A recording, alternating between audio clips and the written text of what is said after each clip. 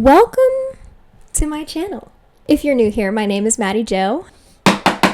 On this channel, we talk about things that I think are important and have little to some relevance in our life. I was born in 1999. I'm currently 25 years old, and I just like to think. I don't know. My brain goes at 100 miles per hour literally all the time. I just need a way to be able to express all of those things. Hold on, I'm actually going to pause right now and make sure my actual camera's still recording. Looks like we're good. Okay. I keep forgetting to use my microphone.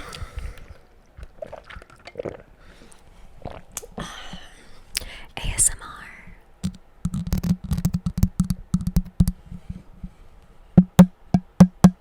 Anyways, on this channel, we talk about whatever I just want to talk about in the moment because I am a certified yapper 7 days a week.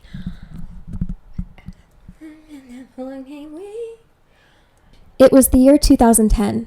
I was in the heat of my posthumous Michael Jackson obsession when I started to emerge into pre-teenhood. As I grew and expanded my love for music, there was one artist who caught my attention right away. Katy Perry. Her Teenage Dream album had all the bangers of the time. We were dancing, being silly, kissing girls and liking it, and whipped cream was everywhere, okay?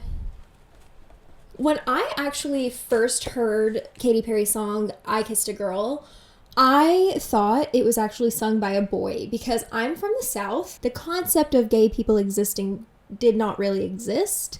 I assumed it was just a guy with a really high-pitched voice. When I learned it was a girl, something within me changed. Okay, so if that album came out in 2008, I was like 9 years old, but I didn't really start listening to it till I was like 11. That was when I'm getting ahead of myself. Anyways, I begged for concert tickets, and Mom got them for me for my birthday. She was going on her California Dreams tour. We saw her that summer of 2011. Don't forget to subscribe.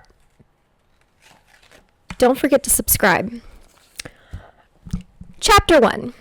Let's rewind a second. Let's think about how concerts used to be pre-internet days.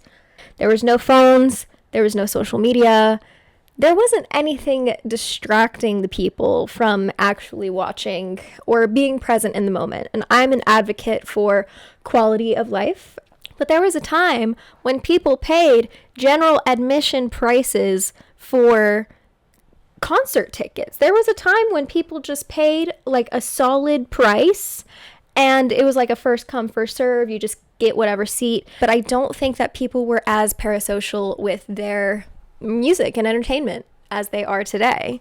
And so no one was necessarily fighting to get the closest or whatever. Like, sure, people wanted to have a good view like Abraham Lincoln, but, you know, still, it wasn't about, like, touching the person and being on that person, the human, like the actor or the singer or, like, whoever it is, the dancer, I don't know. I just wish that I could experience a time where concerts were like that. But, alas, my first concert was in 2011, and I can only speak from experience. I just have, like, a little clipboard here listed with some bullet point notes that I don't want to forget of anything that I want to talk about, but this is a mostly non-scripted, just opinionated video about stuff that I think about anything. So, and now we're on to chapter 2, California Dreams Tour / pre-COVID. When I went to the California Dreams Tour, I was literally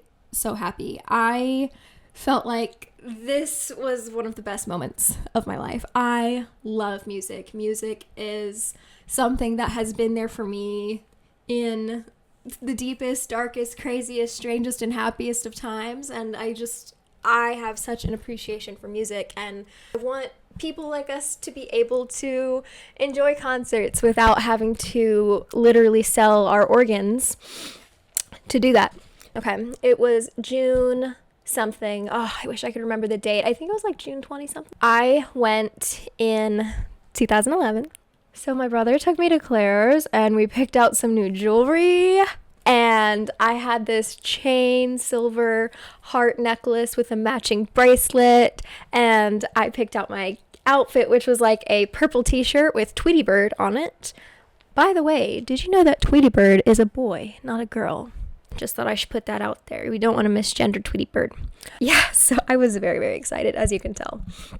But we get to the parking lot and we get up to the line. Again, this is my first concert. My mom, this is like her first modern concert. My mom's a boomer, for added context. When we get to the freaking parking lot, I remember we were waiting in line and this man comes up to us and he's like, Katy Perry said no phones allowed, no cameras allowed in the blah, blah, blah, blah, blah. And then he was just saying whatever he was saying so that we wouldn't have any, I guess, copyrighted material of her tour. I'm not entirely sure. I just remember that very vividly. And my mom and I had brought our digital camera. Okay, kids nowadays don't even know what a digital camera is. We had so many pictures on that, so many memories on that camera. But like the good citizens we were, we decided to turn around and put it back in the car. And then when we came back, we realized no one else had done what we done and everyone else brought in their electronics. So still to this day, I have no pictures or videos of me inside my first concert ever.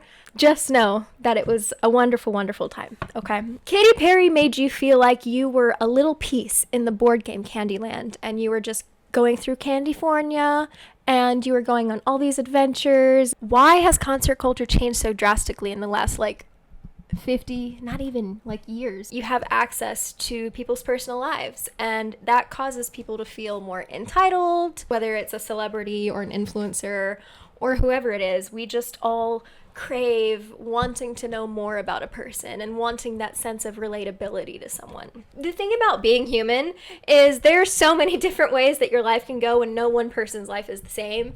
So we're just kind of we're looking for a false sense of security. So yeah, we gained parasocial relationships because of social media. If you're familiar, if you were alive in the year 2008, you remember the recession.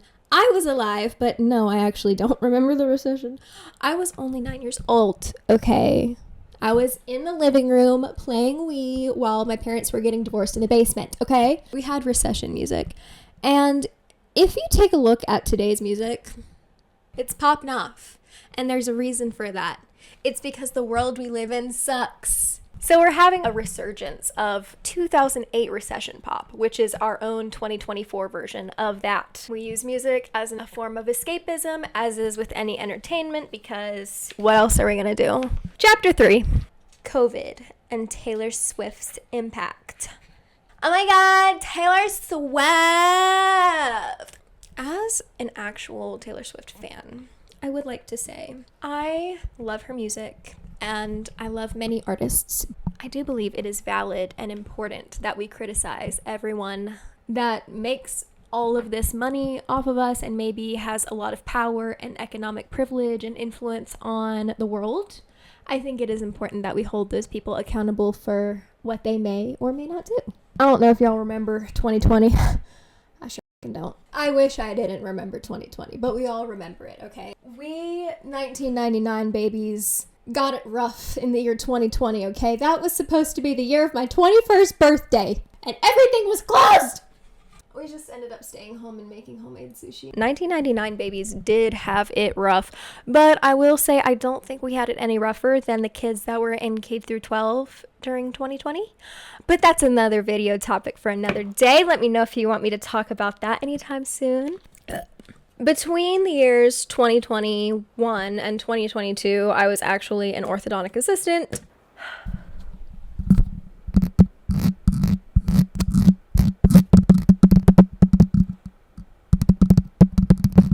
Welcome back to my channel. If you're new here, hi,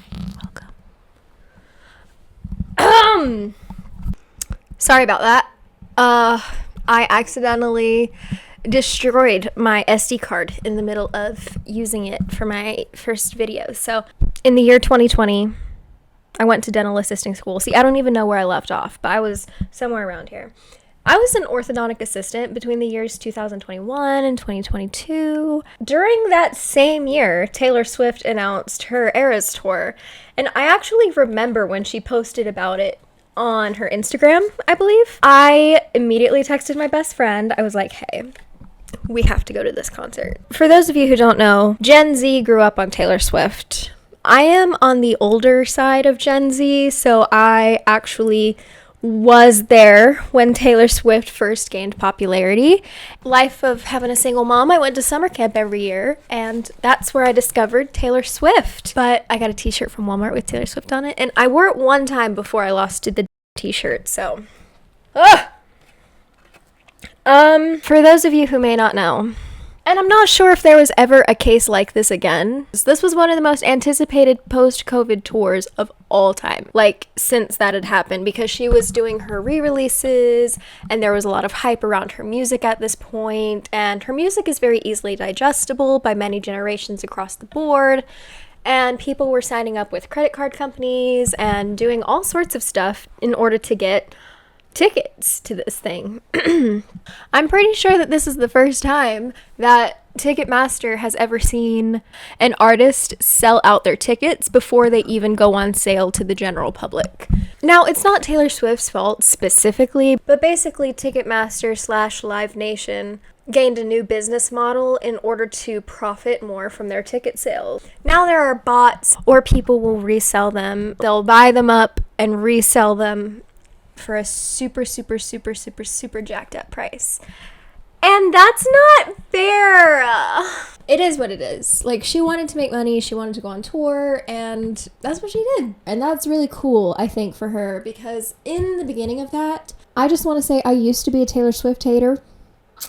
I fell victim, okay? I fell victim to the I'm not like other girls, like, trope that many people in my age group did back in, like, middle / high school. While I did like Taylor Swift as a little girl, I grew to not like her as much, but then once I started gaining more sense of independence and, like, my frontal lobe started developing more, I'm like, oh wait, I can just like her music. Separate the art from the artiste is what you should do.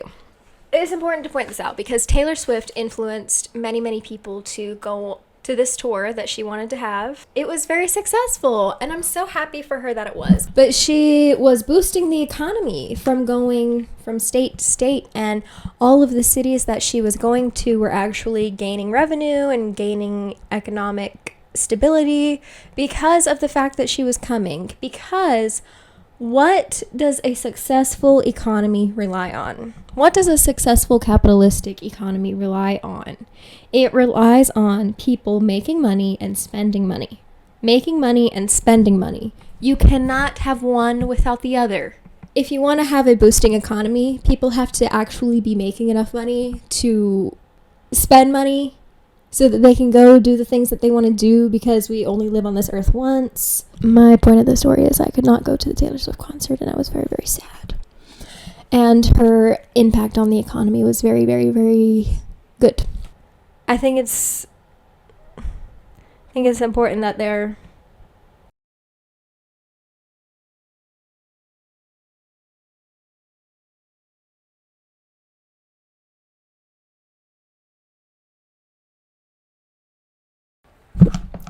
So I did go to the Beyonce Renaissance tour. It was wonderful, but let me just say, concert etiquette today is so annoying.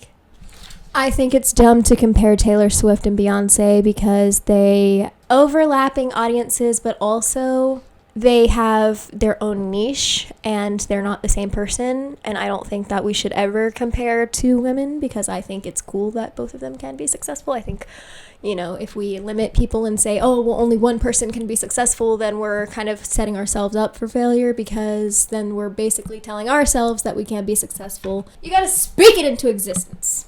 Crowd surging is when there is a bunch of people crammed into a place and people are like surging, like moving kind of like a wave and pushing into each other without there being the proper amount of exits for people to be able to space out and not suffocate.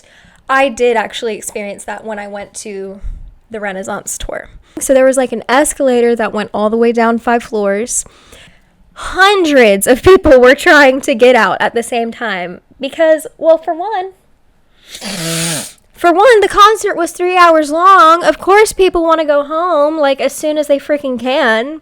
It wasn't until we got to the very, like, almost the bottom floor that I noticed we were about to get crowd surged, because I guess they didn't have enough exits open in the main lobby, or maybe people weren't leaving. I'm not entirely sure what the situation was, but it was a full floor of people at the bottom of that escalator, and the escalator was feeding hundreds and hundreds of people into that floor.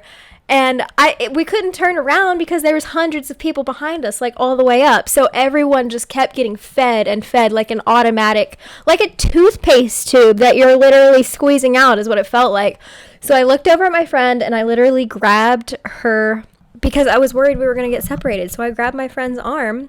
And we go into the crowd and we get pushed, and then there's a girl behind us who has a drink and she spills it all over us on accident. It's totally not her fault, and we weren't mad at her, but she spilled it because her arm had gotten pushed up like this and she couldn't control her limbs, so she accidentally spilled it on us. And that was sad and scary.